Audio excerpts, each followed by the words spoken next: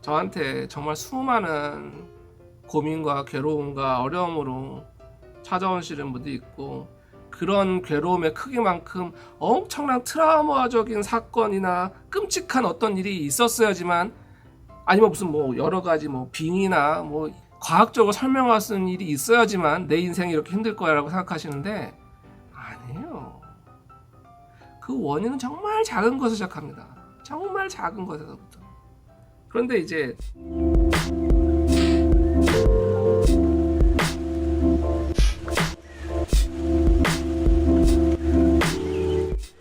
사실 뭐 지난번에 영상으로도 올렸던 내용이긴 해요. 그 인생이 잘 안 풀리는, 사실 뭐 여러 가지 이유가 있죠. 여러 가지 이유가 있는데, 제가 이렇게 상담하면서 그 모든 그 인생이 안 풀리는 여러 가지 상황들을 딱 그냥 단순화시켜서, 정말 단순화시켜서 딱 정리를 하면, 그냥 이거예요.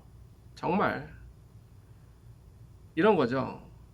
우리는 살면서 수많은 상황들을 겪게 되잖아요. 수많은 상황들을 닥치게 되고, 그리고 또 대응하게 되고. 그래서 바로 말씀드리면 이런 거죠. 우리에게 닥친 일이 이만한 일인데 딱 여기에 맞는 대응과 에너지를 쓰면, 그리고 이만한 일에 이만한 에너지와 대응을 쓰면 그 인생은 잘 돌아가게 돼 있어요. 예, 단순합니다. 단순해요. 이런 일에 이만한 힘을 쓰고 이런 일에 이만한 힘을 쓰면, 거기에 맞게 비례해서 잘 쓰면 그 인생은 대부분 잘 굴러가요. 그런데 어떨 때 인생이 안 풀리냐? 요만한 일에 자꾸 이런 반응과 대응을 하거나, 반대로 이런 일에 이것밖에 대응 안 하거나 반응을 하면 이제 그 인생은 꼬이기 시작합니다. 뭐 예를 들어서 이런 거예요. 뭐 이제 직장 생활을 하다가 보면 이제 수많은 상황들을 닥치게 되는데, 뭐 예를 들어서 뭐 대화를 하다가 막 이렇게 무슨 뭐 사소한 농담을 하던가 하는데, 갑자기 어떤 사람은 그냥 평범한 얘기 갑자기 화들짝으로 팔 떨면서 막 갑자기 막 화를 낸다든가, 아니면 갑자기 막 정말 별거 아닌 이야기에 채팅방 나가버린다든가, 좀 과잉 반응하는 사람들 있잖아요. 그리고 또 이제 반대로 정말 큰일이 닥치고 있는데, 정말 뭔가 위험하고 정말 대비를 해야 될 일이 생기는데 뭐 안전 불감증을 할 수도 있고, 별로 그냥 별 무섭지 않은 생각하거나, 아니면 시험이라고 할까요? 시험 같은 경우는 이만한 일이잖아요. 그런데 그냥 뭐 한 달 내내 놀다가 갑자기 시험 며칠 닥쳐가지고 갑자기 막 벼락치기를 하고, 그 전에는 이만한 일을 이렇게 느끼는 거죠. 또 어떤 경우에 누군가가 굉장히 나 때문에 힘들어해, 나 때문에 스트레스 받아해. 그런데 정말 이 사람은 이만한 상처를 받은 것 같고 이만한 스트레스를 받는 것 같아. 근데 내가 보기엔 뭐 이만한 일밖에 안 되는데. 바로 이렇게 되면 계속 일도 관계도 상황도 계속 꼬여가죠. 계속 꼬여갑니다.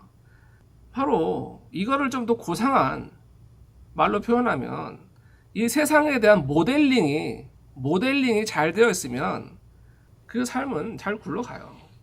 이 세상이 어떻게 동작하는지 여기에 대한 내적 모델링이 잘 되어 있는 사람은 그 모델에 맞춰서 잘 대응하죠. 그런데 이 내적 모델링이 잘 안 된 사람들은 뭐 요만한 일에 자꾸 이런 반응을 보인다거나, 반대로 이만한 일에 이만한 반응한다거나, 이러다 보니까 자꾸 삶이 엉망이 돼요. 과하게 힘을 쓰거나, 반대로 힘을 써야 될 때 무심하거나 무덤덤하거나, 그러다가 결국 이게 닥쳐서야 그냥 어이쿠 이거 무슨 일이야, 이런 일이 나거나. 자, 그런데 이 세상에 대한 이 모델이 잘 생성된 사람은 거기에 대해서 무슨 일이 벌어지는지 정확히 파악할 수 있고 정확히 대응할 수 있죠. 예전에 그 체르노빌이라는 굉장히 유명한 드라마가 있었어요. 체르노빌. 소련에서 체르노빌 핵 발전소 폭발 사고가 있었잖아요. 이제 그 드라마가 왜 그런 핵폭발 참사가 발생했고 그 사고를 수습하기에 얼마나 많은 그 노동자나 이런 사람들이 희생을 했는지 거기에 대한 얘기가 나오는데 정말 거기 인상적인 부분이 하나 있었어요. 뭐냐면 이런 거죠. 그 어떤 과정으로 그 핵폭발이 일어나는지 그렇게 체르노빌 발전소가 폭발했는지 그걸 따라가는 과정을 따라가다 보면 이런 게 나와요.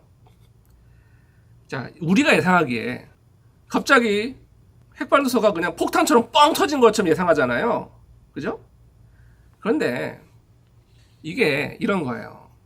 그렇게 터지지 않는다는 겁니다. 뭐냐면 핵발전소는 기본적으로 굉장히 겹겹이 쌓여 있죠. 겹겹이 쌓여 있어요. 그리고 인간이 들어갈 수 있는 영역도 통제가 되어 있고 실제로 인간은 굉장히 먼 통제실에서 여러 가지 계기판을 보면서 판단하잖아요. 뭐 수많은 계기판들을 보면서, 그죠?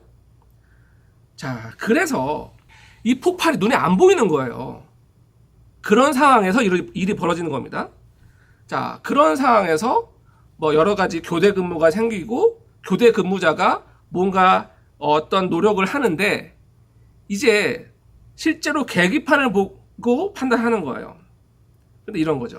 실제로 폭발이 눈에 보이는 게 아니잖아요. 아니다 보니까 계기판을 가지고 판단하는데 여러 가지 지표들 가지고 그런데 막 그렇게 뭔가 이상한 계기판이 이렇게 올라가는데 거의 관료주의, 그 공산주의 관료주의 사회잖아요.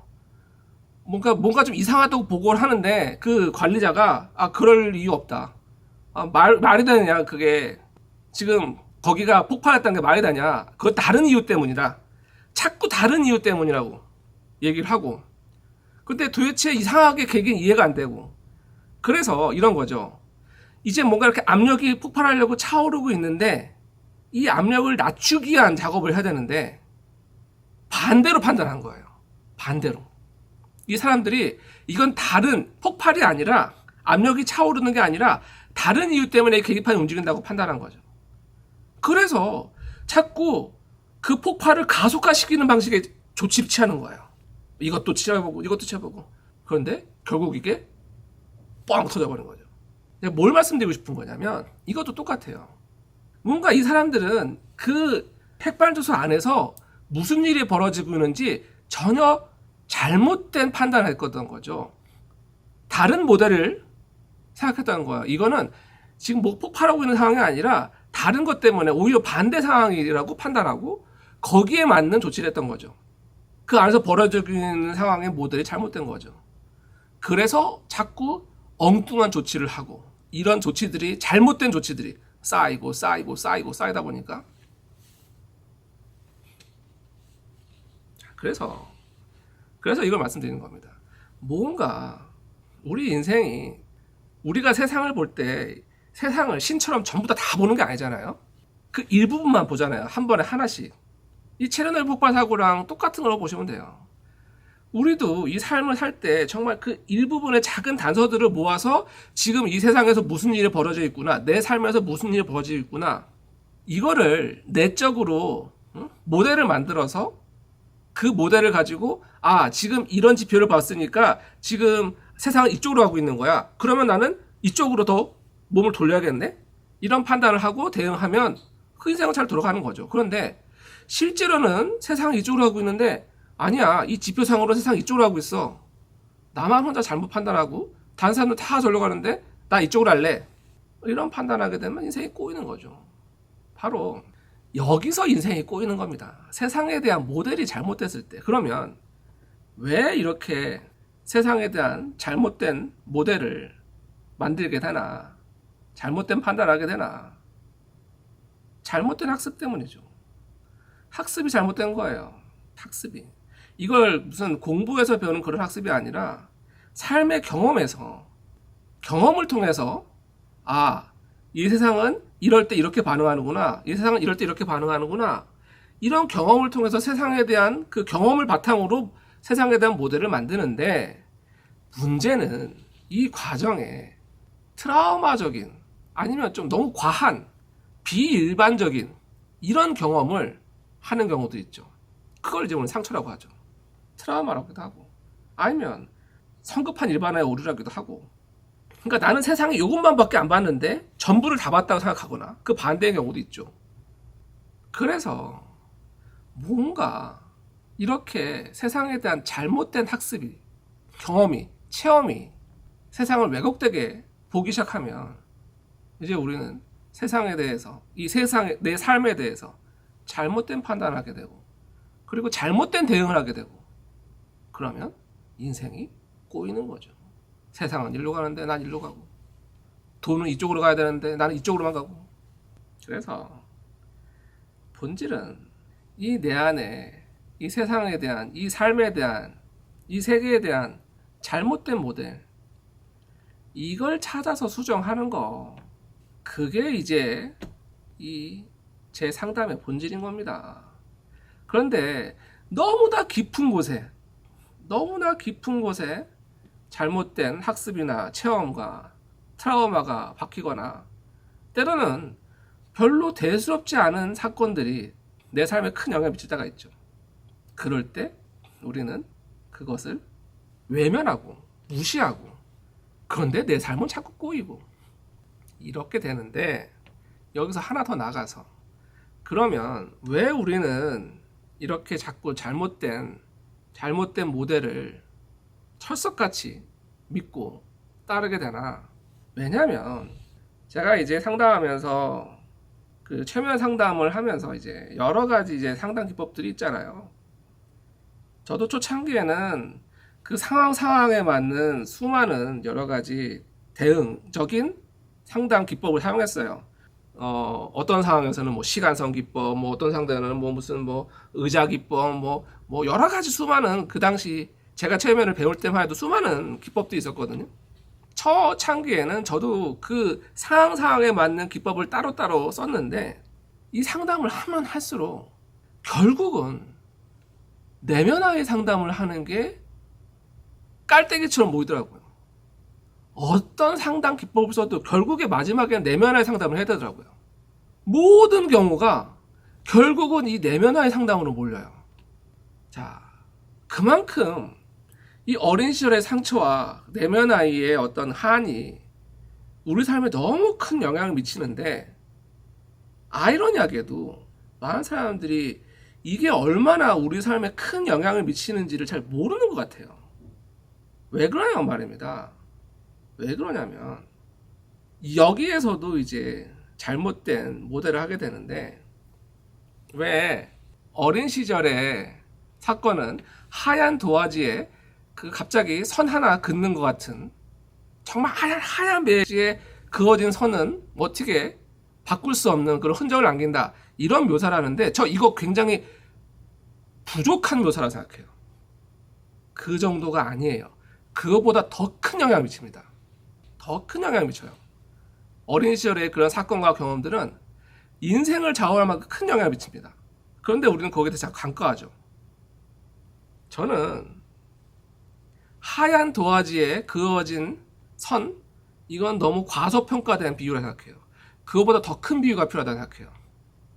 그래서 저는 어린 시절의 이런 사건은 풍선에 그어진 선이라고, 점이라고 생각하고 말을 드려요.